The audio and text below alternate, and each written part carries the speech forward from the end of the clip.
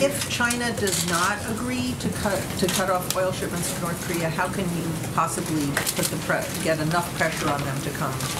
Well, their fuel supplies are already quite constrained, and as I said, we have evidence that there are fuel shortages in North Korea. Obviously, the civilians are by and large the ones that can't get fuel, so we see long lines of vehicles at petrol stations. We see certain petrol stations that appear to be out of fuel because they're closed when normally they'd be open.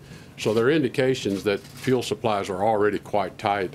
As you know, they only refined a small amount of their fuel needs internally. They only have one refinery that operates, and it operates at a low capacity. So they were heavily dependent on imports of finished fuel products, which have been constrained significantly with the UN sanctions. But is the Chinese action essential? In other words, do you need China to cut off those oil shipments? I don't know that that the cutting off of oil is the magic wand or the silver bullet that is going to bring them to the table.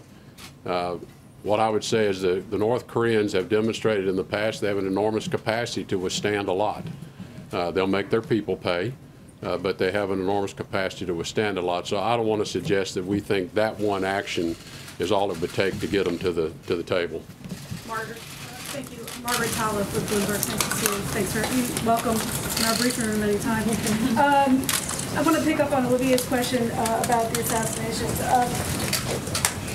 How determinative was that in the specific evidence they used to make this determination?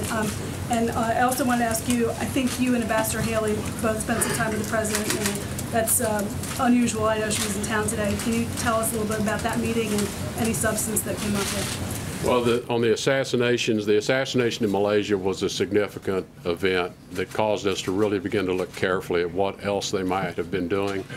As you know, that assassination involved the use of a chemical agent, a very dangerous agent, in a public place, and so that really got our attention.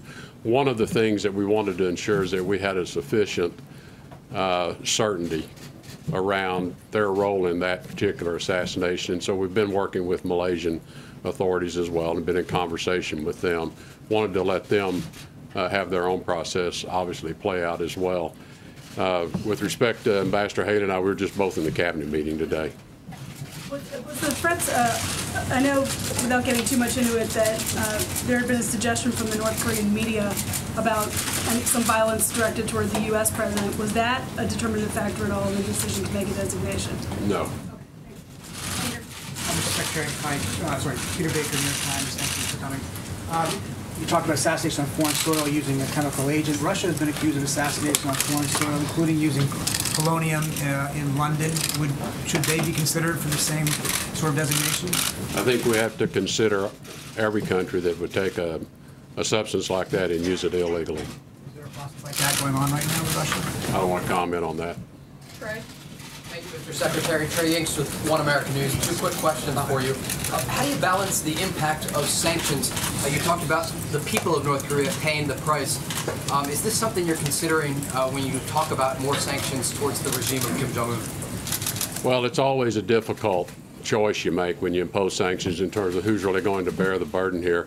The truth of the matter is the people of North Korea already live under enormously difficult conditions. And I think what we're focused on is a mission that's going to change North Korea's trajectory, change their path. That's the best way we can help the North Korean people in the future, is to have Kim Jong-un reverse his nuclear weapons program, allow us and the rest of the world to then engage with them in economic activity that will ultimately provide a better life for his people. And my follow-up question, do you believe that the United States is running out of diplomatic options to respond to the nuclear threat of North Korea? No, I do not. We've got time for one last question. John Gizzy in the back. Thank you, Mr. Secretary.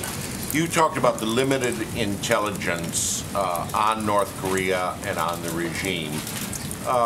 Is there any evidence of any dissent within Pyongyang at all, or possibly reaction against the current government by other members of the Kim family even, or other opponents to him?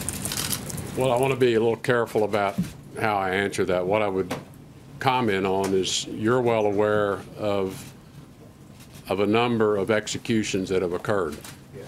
within his inner circle and within many of the military people that are close to him. So I'll leave it to your own interpretation.